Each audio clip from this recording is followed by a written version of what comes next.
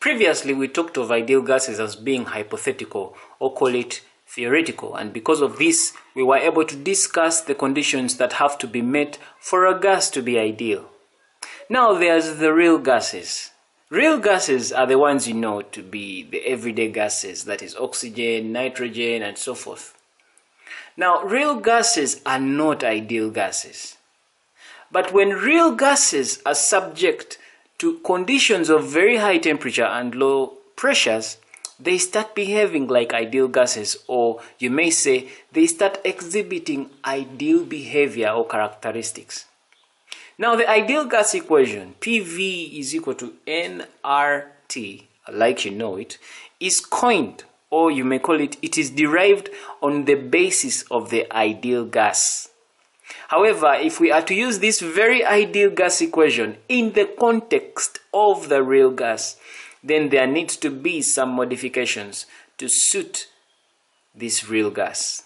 In this session, we shall be discussing these modifications, or call it the assumptions that should be modified when using the kinetic theory of gases for real gases, coming up.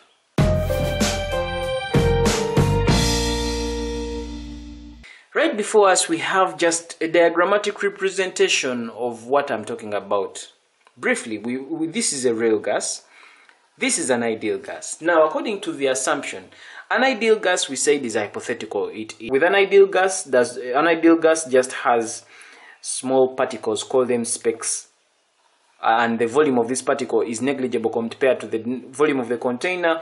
But for a real gas, the volume of the particles is not negligible compared to the volume of the container. When you look at an ideal gas, the intermolecular forces of attraction do not exist for an ideal gas, but for a real gas has got intermolecular forces of attraction, and these intermolecular forces of attraction are significant.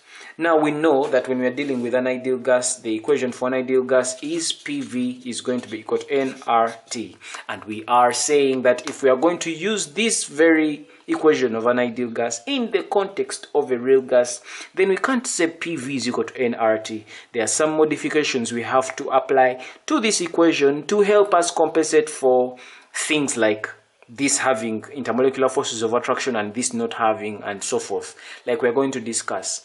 So here we go. So like I had earlier said, for an ideal gas, PV is going to be equal to nRT, where the P is pressure, this is volume, N are the number of moles of the ideal gas, R, capital R, is the molar gas constant, and capital T is the temperature of the gas. Now, for a real gas, when we adopt this expression, you are going to say P times V is going to be equal to nRT. Now, of course, our value of N is 1 because we're dealing with 1 mole of the gas. So our value of N is 1. That's why it has disappeared. But for the value of V, we've introduced a constant minus B.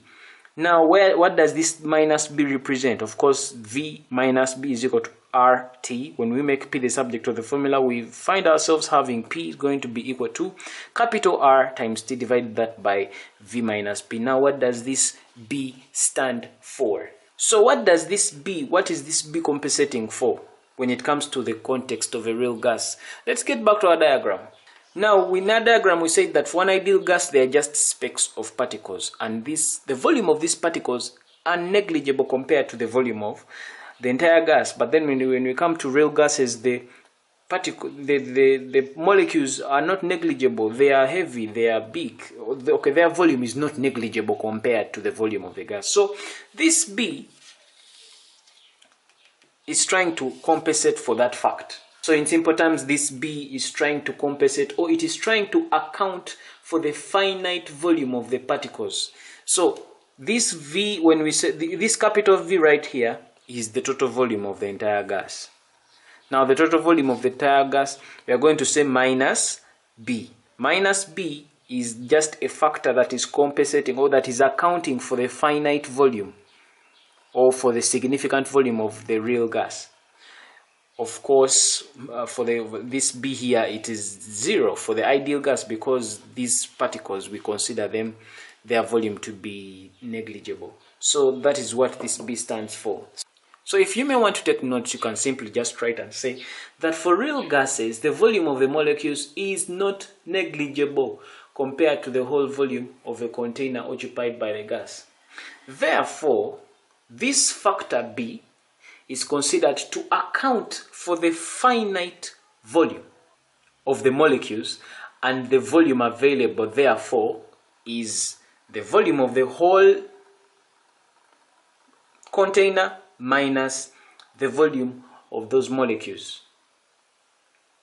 So therefore, when we are talking about the pressure, when we make P the subject of the formula, this is the expression we come to in the context of the real gas.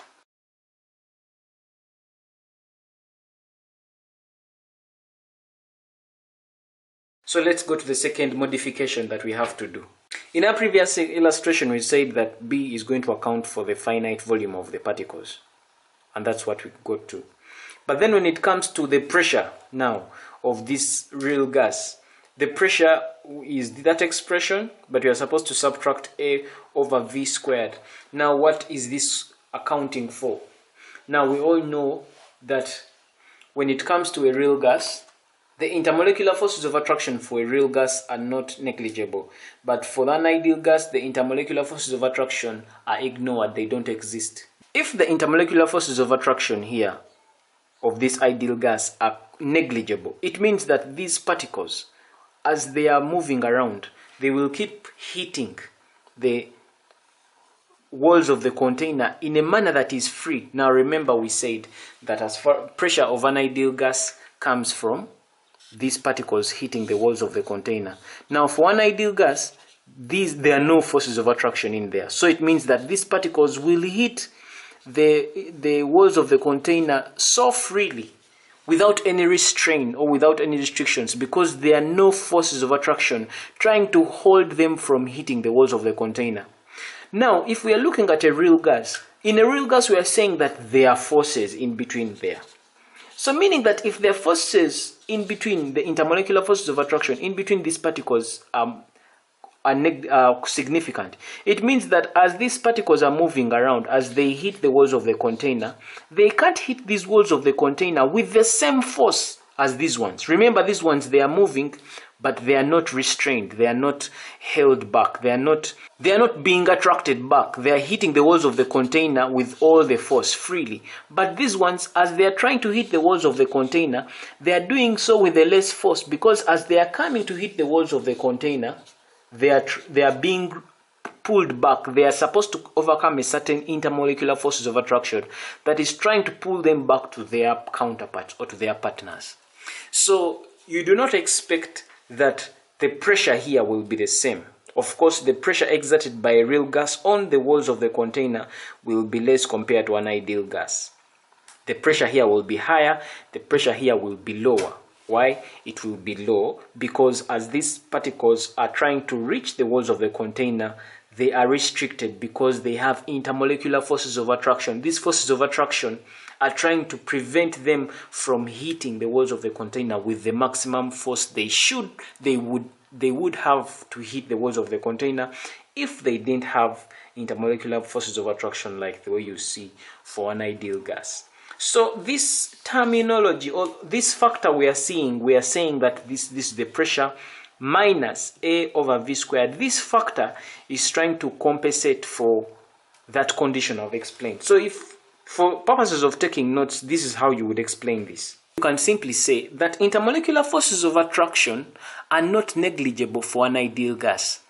Therefore, any molecule that is approaching the walls of the container will exert less pressure compared to the pressure that it would exert in the absence of these intermolecular forces of attraction. Therefore, this reduction in the pressure is accounted for by this factor of A over V squared.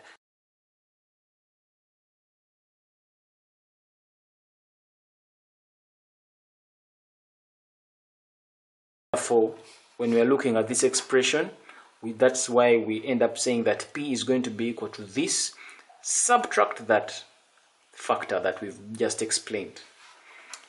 And that is how this comes to. So when this comes to that, of course, when we bring this side, it becomes P plus A over V squared is going to be equal to that. If we are to rearrange this equation, this is how it would look like, that P plus A over V. We all know what this A over V squared signifies, we have explained that factor, into V minus B. We all know what this B accounts for. We just explained what it's signifying, is going to be equal to RT. So it means that when we are talking about an ideal gas, it would simply be P, V is going to be equal to RT. Of course, the value of N here is 1 because we're dealing with 1 mole of a gas.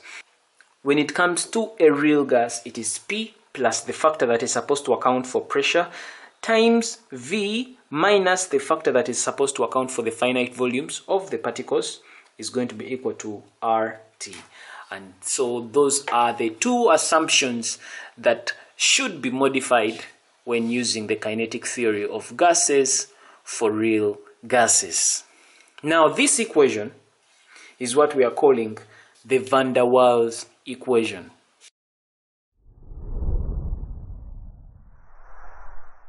This brings us to the end of this video. Thanks for watching. Feel free to check out other excellent videos on the channel and don't forget to subscribe. For Kisembo Academy, this is Arnold Rangakuramia helping you manifest excellence.